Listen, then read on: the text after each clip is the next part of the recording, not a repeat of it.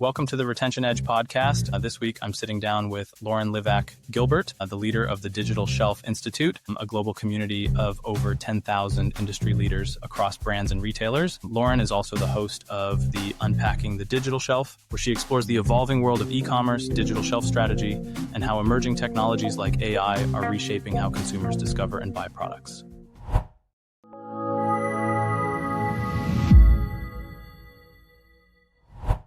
Hi, Lauren. Welcome to the show. Hi, Pietro. Thanks for having me. Lauren, I know you've been talking a lot about AI recently. Maybe before we jump right into that, you could give us a little bit of an introduction to yourself and your work. And then we'll surely have a lot to talk about today. Yeah, sure. Of course. Lauren Livak Gilbert. I lead the Digital Shelf Institute. So it's a community of industry leaders in the commerce space. So brands, retailers, we have over 10,000 members. We have our own podcast, Unpacking the Digital Shelf. But I spend a lot of time talking to brands, talking to retailers, really understanding what's happening in the space and what's going to happen in the next year or so, which is a big question these days. Big question, of course. So you've been in e-commerce for more than 10 years now, right? Yeah, I started on the brand side actually. So I actually led the digital shelf at Johnson and Johnson prior to moving over to tech and then to the DSI side of things. And I was a commerce strategist at Salsify. And I've been spending a lot of time with brands recently, but I've been in the space for a long time. Right. And so would you think that this is one of the biggest shifts you've seen in your Hands career? down. Hands down. I mean, I think it's the biggest shift we've seen since the internet. That's what I would say. And I think the Yeah. adoption is so much faster. Like the pace of change is incredible. If you look at the data, actually, it took about 4 years to reach 1 million users of the internet. It took 6 days for ChatGPT. Like that's huge in terms of the difference in adoption. So I do think it is something that will fundamentally change almost every element of the world in some way. Not as fast as I think everybody talks about, but I do think it's a huge, huge shift. For sure, for sure. It certainly felt a lot in our space as well, beyond the e-commerce space, the software development space, particularly in the last few months, has changed so dramatically. And I feel like myself and so many others that somehow are getting their hands on these tools over the last, I would say, probably 2 months, have been going deeper and deeper and deeper down into what is a very interesting rabbit hole that is showing us how things might be changing, right? And there's a lot of talk about agents, of course, in software development, and they have already completely changed, the job that we do. But it's maybe less clear to everybody how agents will affect e-commerce. Maybe can you give us a bit of an introduction to what really agentic commerce is? What are we talking about exactly? Yeah, and actually, before I talk about that, one comment around your software developers and how AI is changing that. I read an article, I think it was yesterday, that was quite interesting, and it said that like Claude went down for some period of time, and the turmoil that it caused for developers, they were like, "Oh, I don't remember how to do this," or "I was doing something over here and now I'm less efficient." And I think it highlights like a skill gap that is still really important to address. Like, yes, it is a superpower and it can supercharge what you're doing and be more efficient, but you still have to fundamentally understand the skills. So if you're building developers who've never actually done it themselves, what happens if something goes down or they need to understand the infrastructure? So I just flag that because I think there's a lot of hype that it's replacing everything and it's taking everyone's jobs. And I just think we need to slow our roll a bit. And there's a lot of gaps we need to figure out. Yeah. I certainly have been testimony to exactly what you describe. I'm in a few WhatsApp groups, and I see it happening between when it goes down to when it gets dumber to when it gets slower to when the limits are getting tighter, which is happening, and people just cannot live within the constraints of whatever Anthropic decides to give. And we're becoming dependent, right? So of course, it's a risky dependency, as you point out. You still got to know what you're doing. You still got to know the job, and we better know how to work without it. Having Yes. said that, I wonder in a few years what this is going to look like, right?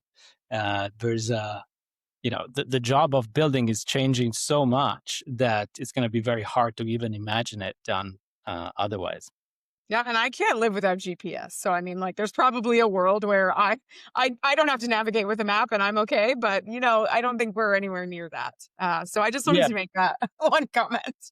it's a good analogy. It's a good analogy, right? I think we risk, forgetting and becoming extremely dependent on the tool, exactly like for Google Maps or something like that. I guess going Yeah. back to e-commerce, I wonder what are we talking about from a change to consumer habits? What's the future going to look like? You think? Yeah, and that's back to your other question about agentic commerce. I think the challenge with agentic commerce is there's no standard definition.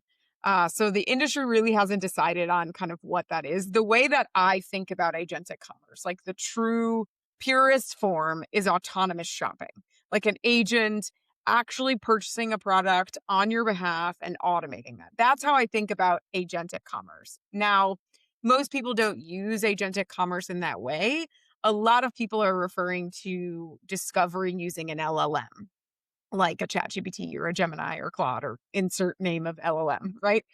So I think agentic commerce gets kind of tossed around a bit. The biggest shift, I think, from the e-commerce space is definitely around discovery. So how consumers are discovering products.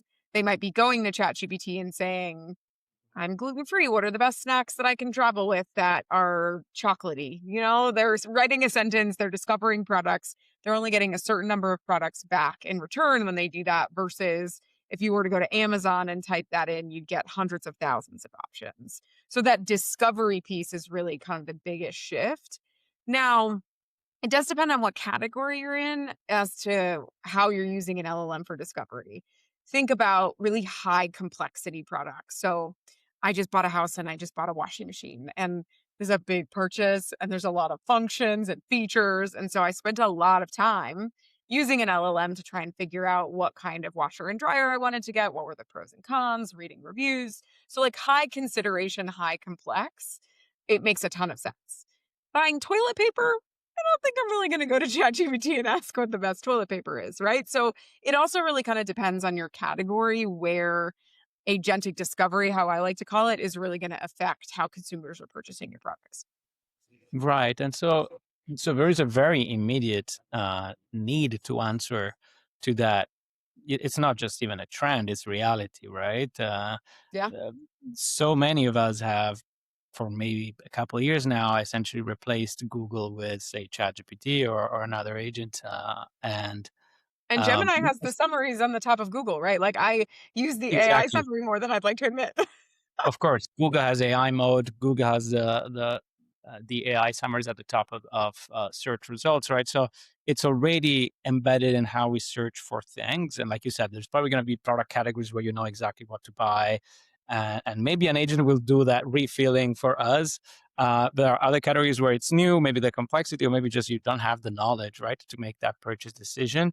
And so while you would have maybe gone to Google and read a few reviews and blog posts, etc. And now the agents are doing that for you, right? And it's Yes. very interesting to see these new the new versions of, say, the ChatGPT and Gemini, etc., how they break up the search and spin out multiple agents that go and perform all these searches, and you can clearly see how there's a lot of value in that, right? Like you're going to get a lot more breadth of coverage. You're going to be ingesting a lot more content you could have ever consumed. You're saving a lot of time in doing that. But as you said earlier, what's interesting as well is that they tend to then restrict the consideration set quite dramatically, right? They're going to give you maybe three to There's five options, eight right? options on instant. Well, I know ChatGPT is pulling back on instant checkout, but if you consider like the carousel of options when you're searching on ChatGPT, you get eight options.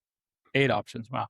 So, Versus like in a physical aisle, there's like 500 options. On the digital shelf, there'd be 100,000 options. You now need to be one of those eight. right. So, well, this is a challenge, an opportunity as well, right? If you can Yeah. influence the that selection, what are brands doing today to answer that? Oh, that is the $1,000,000 question. And it really kind of centers around answer engine optimization. Another thing that the industry has not decided on, is it AEO, GEO, AIO, ACO, LLMO? I mean, insert acronym here. I go with AEO, answer engine optimization, but honestly, it doesn't really matter what the acronym is. Is your content machine readable? And are you the answer that's being surfaced by the LLM? At the end of the day, those are the two things that matter the most. And so a lot of brands are asking right now, how do I update my content? What matters for LLMs? What do they want to look for? And I kind of bucket it into three different areas: be relevant, be talked about, and be found. From a be found perspective, you just need to make sure you're using HTML and not JavaScript. You need to make sure you're not blocking crawlers on your website. Like there's some basic things there. Being relevant, you need to make sure you're answering the right questions, using the right language that the consumer is searching for, not just what happens inside your bubble of your marketing team. And then be talked about is like citations. So LLMs use citations as authority, and that equates to trust. And so if you have more citations, you're talked about more, then you're surfaced more on LLMs. And that's where I think from a brand perspective, it's really, really important to get your PR and corporate comms team involved because they're the ones that can kind of help get a broader reach from a citation perspective. Of course. So the job of structuring an e-commerce website is fundamentally changing. What are the top things that a brand should have in mind to really be friendly to the bots and kind of answering that need beyond that of presenting content and products to people? Well, number one, make sure you're not blocking crawlers. That's the first thing I ask every brand, whether it's a D2C site or just a brand.com. Brand.com is also really important now because it's a great place to add more branded information, and LLMs are scraping that content. So, number one, make sure you're crawlable. Number two, make sure you have HTML versus JavaScript. LLMs aren't reading JavaScript. And then I think the third one would be make sure that you provide as much data as you can that's relevant for your consumer and for your category. A human does not want to read a 42-page PDF about like claim information for your lotion or your shampoo, but an agent will, right? So, really kind of looking at it as who is visiting my site. Is it a human or is it an agent? And what content am I providing based on who's visiting the site? So think about from a human perspective, great visuals, claim information, even FAQs are relevant to humans, but they're really relevant to an LLM because you're having more of a conversational chat. And so people are asking questions and they're looking for answers to those questions. So it's just making sure it's not a massive change. It's really just keeping the fundamentals of what you were working on before and doing some slight tweaks to make your content more machine readable. Makes sense. Does this change how catalogs are organized as well? Yeah, taxonomy is really important too. You need to make sure that you fill out all the information about your product.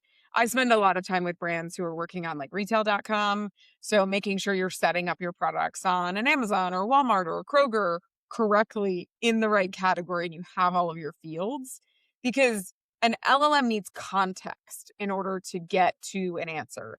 They can't necessarily infer that, hey, this product is supposed to be in baby, but it's listed in electronics. They don't know that, right? They're looking at the data that you're providing it. So making sure you have a very clean, concise, and accurate taxonomy and structure is super important because otherwise the LLM just won't understand. Like bad data in, bad data out. Of course. And they're searching in a way that is um, certainly not how most humans would search, right? Like hyper detailed, extremely long tail queries that add in a lot of information, right? So there's an opportunity potentially as well to make your catalog more discoverable by just kind of matching this depth, right? Yeah, and the way I think about LLMs and kind of how they think is it's like ones and zeros, right? Like they're pulling their answers based on data that they have, right? And that's the context that you need to provide. And if you, let's say, for example, I'm gluten free, so I use this example all the time. Let's say that you wrote wheat free in your content on your PDP, on your brand.com, and all of your images. Well, if someone's searching for a gluten-free product and they didn't type in wheat-free, maybe an LLM can infer that. Maybe they can't. It really kind of depends. Where does it appear in your content? And if you had a video, it can only look at closed captioning files or VDT files. And if you don't include that, it can't scrape that information. So it's just about you need to now show up everywhere accurately with great content, and you need to do that at scale. Because whether you're using Rufus on Amazon or Sparky on Walmart or Carrefour just came out with their own one today or yesterday, every retailer is kind of thinking about what agent they have that's kind of helping people discover products. If you're not providing it the right data, it's not going to shoot out the right product. Makes sense. So we talked about this is reality today, right? This is something that brands have been adapting to and need to adapt to today. And then there's the future, right? And the future is more of that agentic purchase, right? Just having your personal assistant essentially always with you, helping you with day-to-day life. This is from a consumer point of view, including going and buying stuff for you, right? And there's both Shopify and Stripe are moving on this. Um, I I'm interested in your take in what you're hearing, mm, and are brands already adapting to this? What's happening? So, true agentic commerce, back to the definition, like autonomous shopping with agents, I think we're far away from. There was a huge kind of news article where ChatGPT was pulling back from instant Yeah, checkout. I think a big piece of that is they realized how hard it is to create a commerce engine, right? It's taken Shopify and other companies a long, long time to kind of figure that out. And they're also trying to kind of prioritize what they're working on. I do think potentially in the future, there is a world where true agentic commerce is happening, but there's a level of trust we also need to reach in order for people to be comfortable with that. Most people are just going, doing the research, and then purchasing the product on the retail site or using their loyalty program and going to a specific site or a specific retailer. They're not actually purchasing it through the LLM. And I think the big piece of this, and there's a lot of data supporting this, is a level of trust, and they just want to go and pick where they want to purchase it. So I don't think we're there yet. I think we can be in the future. Like, I don't rule out agentic commerce, like true autonomous agentic commerce, but I don't think we're there yet. And I also think there's a lot of work that needs to get done on the back end for organizations to really be truly ready for something like that. And most of the organizations I work with are still going through digital transformation. They're still trying to get their data right, get their PDPs complete, make sure they have great content. And that's all the foundation for being AI enabled and using AI successfully. So, my advice is just focus on the basics and the fundamentals first, because if you don't have those right, AI is just going to make everything worse. makes sense. Makes sense. So it's still early, of course. And do you think it's going to be more of a threat or an opportunity? It's funny you say that. I was just at a shop talk and I was in a debate, and my topic was, is AI a threat or an opportunity to your job? And my answer was, it's a threat if you don't accept it as an opportunity.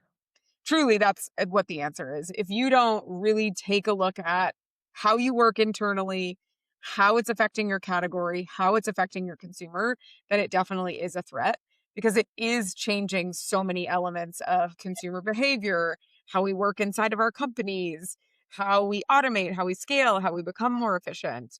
So if you have your head in the sand and you're like, oh, nothing's going to happen for 10 years, it's fine, it's a huge threat.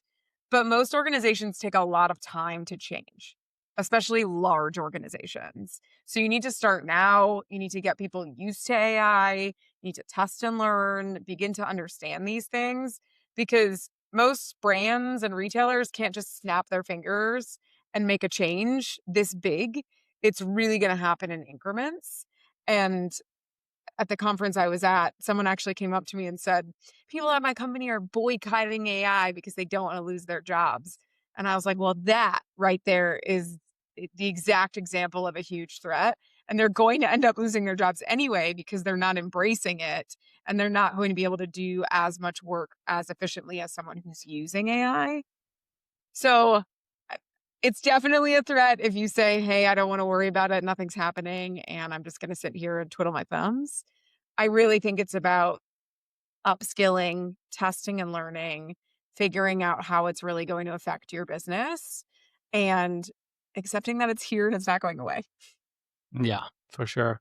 I feel like we've seen in recent weeks just by using Cloud Code and Cloud Cowork and all these new versions, say, of Cloud itself, which eventually are gonna be adopted by all the main players here, and how that workflow is even so dramatically different from that kind of copy paste workflow that we're used to from, say, using ChatGPT, and the incredible impact that it can have on day-to-day work. Right, everything happens faster. You take on work that you wouldn't have taken on. Suddenly, data. You can crunch all the data you want. You can connect to your systems. You can build reports, and that visibility changes the game. And Mhm. we've already seen it internally. So I cannot but agree that uh, uh, pretending it's not here, boycotting it is certainly not the way to go. Just because everybody else is going to be moving way faster and um, doing better work. Frankly, it's not just faster. Yeah, and it's freeing up time for the people that you already have to do better work and to think about things differently. It's not necessarily fully taking away the human, like, we're definitely not there yet, and I think for the companies who really kind of went extreme like that, you're seeing them kind of hire back and realize that they do need more humans and they need humans in the loop and that it's not really kind of time to be fully autonomous, and so I think there's a level of fear, right, for all of us. It's new, it's a big change. We're all worried about how it's going to affect our jobs, but I don't think robots are coming in to take our laptops anytime soon. But if you can't be more efficient and use it to kind of scale what you're already doing, then there's definitely something where you should be kind of looking over your shoulder a bit. Of course, I want to switch topics a bit. Of course, we talk about retention a lot. Uh, the main retention channels, I'd say email, SMS, what's typical, but to some extent, even push notifications and mobile apps, which is what we deal with, are certainly affected one way or another by AI. Some are positive effects, some are negative effects. There's certainly a lot more competition that is coming for attention, for people's attention. I'm wondering what your take is on retention and how these channels and what the opportunities are for brands and essentially bringing people back, bringing the customers back. What do you think is the right way to go to be also prepared for the future in this context?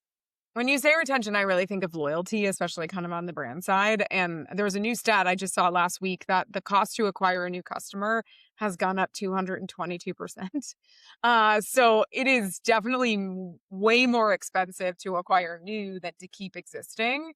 And if we talk about channels like an SMS or an email or things like that, I think it's really about value. Like people don't want to get blasted anymore with so many different emails. I mean, I don't read half the emails in my inbox, but if it's valuable, if it's clear what it is, what it's gonna offer me, and it's a brand that I really love, yes, I will open it. Yes, I will look at it. So we don't live in a world anymore where it's like, just go to every channel and just make sure like you're communicating with your consumer. You need to be very, very intentional about what they want to hear about. What does value mean to them? How can you define loyalty for a customer?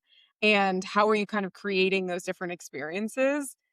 And I also think to the word experience, like it also comes down to creating those experiences, right? Can you offer texting to make it easier to handle complaints? I'm sure a lot of people would love that, right? Or are you texting about a special event that they can attend and go see a brand or meet someone? Or it's about being intentional about how you're using those moments because we're all overloaded. I mean, even you and I, right? About like LinkedIn and Slack and email and text, and there's just so many different channels.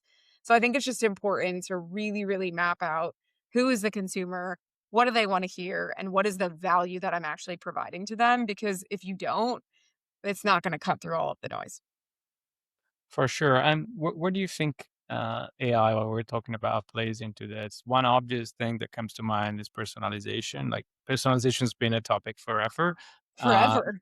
but you can now be truly personalized, right? In messaging and in what you're sending out, right? You can see a world where we're actually sending individual emails, individual SMSs or push notifications, where maybe the site content completely adapts to who's browsing, just because it's now feasible, right? Beyond having the data and being able to do something with it. What are some smart uses of that data and some implementation of this that you've seen? I think my first reaction to that is that's a beautiful like reality if you can get there, but most brands don't have their data connected to be able to do that type of personalization. I think that's something that everybody's trying to achieve. But right now, multiple systems are disconnected, and it's really hard to figure out did this person buy this here? Did they buy this here? Do they want this preference? So, going back to kind of being brilliant at the basics and focusing on the data, I think that's really important. I Yeah. think the other thing is you have to walk a very thin line around being creepy. You don't want to make the consumer feel like you're spying on them or you have too much information. So, that's another thing to kind of really be Yeah. careful of. But if I go back to my gluten-free example, like, I would love a world where I don't get shown non-gluten-free products, like, I am not going to buy them, I do not want to see them, right? So, Right. how can you create that type of environment for me because you know that about me? Or I have a dog and he's a really tough chewer. Don't show me very small toys for dogs or small harnesses. I only want to see the ones for extra large dogs, right? So I think there's a huge opportunity for personalization if you can get the internal work done correctly to map all those different systems together, to map the consumer journey, and then to surface the right information. I think one conversation I've had recently where it gets a bit complex is gifting.